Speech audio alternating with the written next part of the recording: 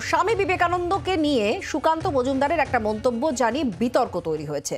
BJP রাজ্য সভাপতির audio শুনিয়ে তোপ দেখেছে তৃণমূল।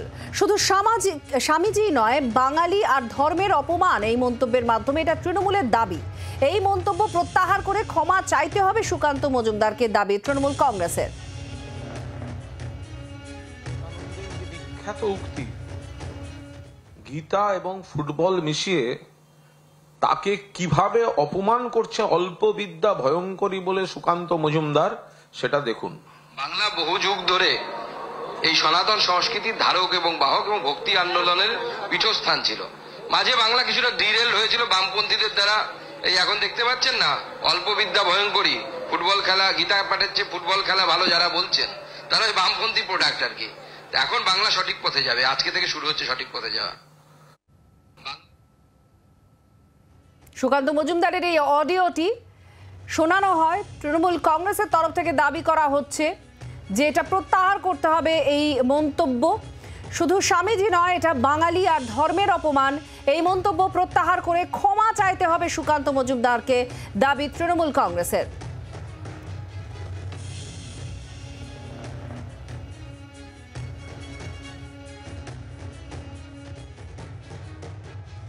তৃণমূল কংগ্রেস এটাই বলতে চাইছে যে ডক্টর সুকান্ত মজুমদার, যিনি বিজেপির প্রেসিডেন্ট, সভাপতি বাংলায়, তিনি যে উক্তি এবং অপমান করেছেন, অবমাননা করেছেন, তিনি স্বামীজির সম্বন্ধে যেটা বলেছেন, প্রত্যক্ষ এবং পরোক্ষভাবে স্বামীজিকে কিন্তু অপমান করলেন ডক্টর সুকান্ত মজুমদার। তৃণমূল কংগ্রেস আজকে এই প্রেস কনফারেন্সের মাধ্যমে নিঃস্বার্থ ক্ষমা প্রার্থনা তাকে করতে হবে।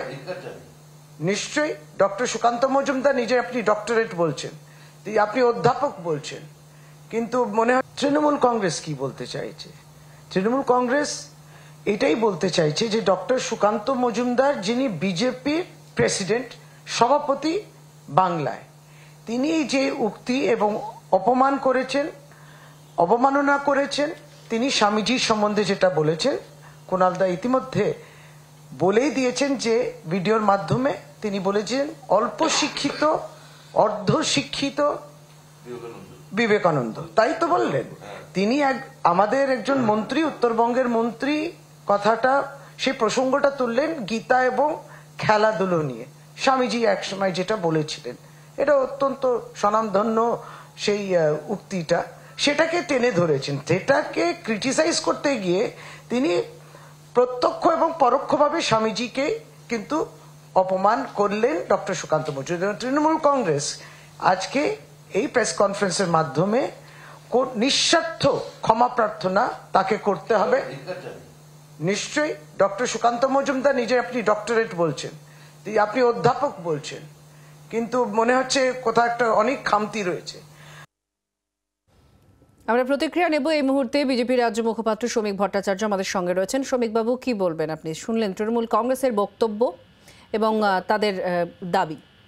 দেখুন, তৃণমূল কংগ্রেস একটা রবীন্দ্র বিরোধী, বাংলা বিরোধী, ধর্মান্ধ মৌলবাদীদের কাছে আত্মসমর্পণ করা রাজনৈতিক দল। তো এই সুকান্ত মজুমদারের বক্তব্যেরও অপব্যাখ্যা করছে। সুকান্ত মজুমদার কি বলেছে? সুকান্ত মজুমদার বলেছেন, কি বোঝাতে চেয়েছে, যে যুগে, যে সমাজের প্রেক্ষিতে স্বামী বিবেকানন্দ বলেছিলেন যে গীতা পাঠ করলে একটা সবল দেহ লাগে, মনটাও ঠিকঠাক রাখতে হয়, এই জন্য আগে ফুটবল খেলে শরীর স্বাস্থ্য ঠিক করো, তারপরে গীতা পাঠ করো। দশকের পর দশক বামপন্থীরা বা কিছু তথাকথিত ভারতীয় সংস্কৃতি বিরোধী মানুষজন, তারা এই শব্দপন্থের অপব্যাখ্যা করে এসেছে। আজকেও সেটা চালিয়ে যাচ্ছে, সেটারই পুনরাবৃত্তি করেছেন সুকান্ত মজুমদার। রবীন্দ্রনাথ, বিবেকানন্দকে যদি বিজেপিকে এখন তৃণমূল কংগ্রেসের কাছে শিখতে হয়, তাহলে তো একটু বিপজ্জনক ব্যাপার। কারণ শিখতেও আমরা চাই, হয়তো এই প্রজন্ম শিখবে কোথায়? স্কুলই তো সব বন্ধ হয়ে যাচ্ছে। যারা ওখানে বসে কথা বলছেন, আগে বলুন যে স্কুলগুলো খোলার ব্যবস্থা করুন। তৃণমূল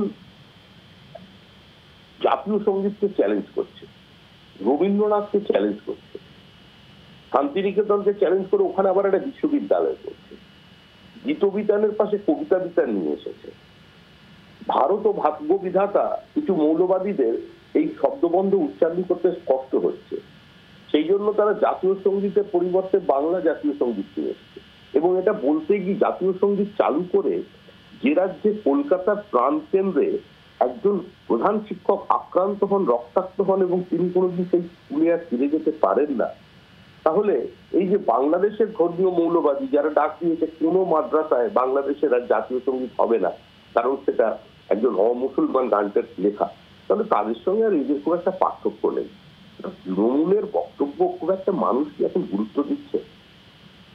মানুষ কি আর এদের থেকে কোনো কথা শুনতে চায়? যেটা হবার সেটা হবে। তৃণমূলের সূর্য অস্তমিত, মানুষ নিজেদের জীবন দিয়ে, জীবিকা দিয়ে তৃণমূলকে স্পর্শ করেছে, তাদের দৈনন্দিন অভিজ্ঞতা থেকে মানুষ সিদ্ধান্ত নেবার নেবে।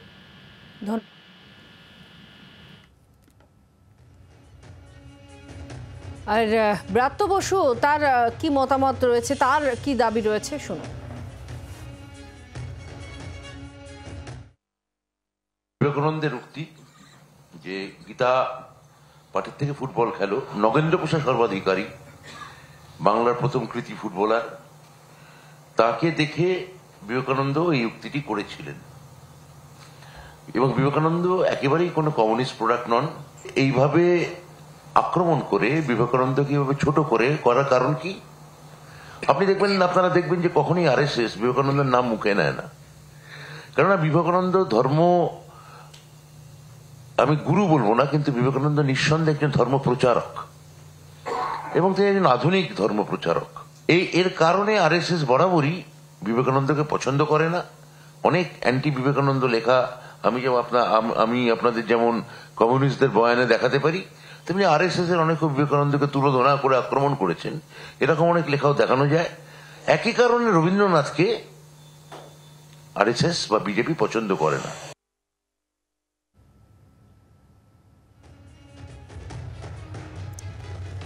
আর কুণাল ঘোষের প্রতিক্রিয়া এবার আপনাদের শোনাবো, যেটা ব্রিগেডে লক্ষ্যকণ্ঠে গীতা পাঠ, সেই কর্মসূচি নিয়ে কুণাল ঘোষের বক্তব্য। এটা একেবারে বিজেপির ফ্লপ শো, কি বলেছেন শুনুন।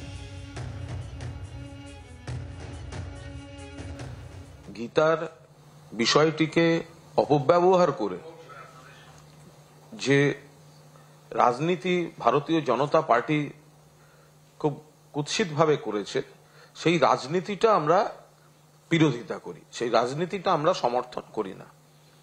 ব্রিগেডে যাই হয়ে থাকুক, গীতা আলাদা বিষয়, কিন্তু ব্রিগেড আজ একটা ফ্লপতম কর্মসূচি দেখেছে, গ্রেটেস্ট ফ্লপ।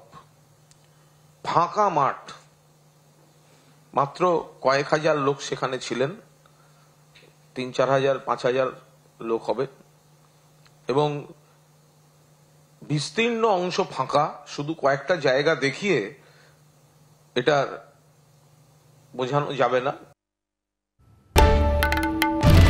বাংলার আওয়াজ, বাঙালির আবেগ, জি 24 ঘন্টা।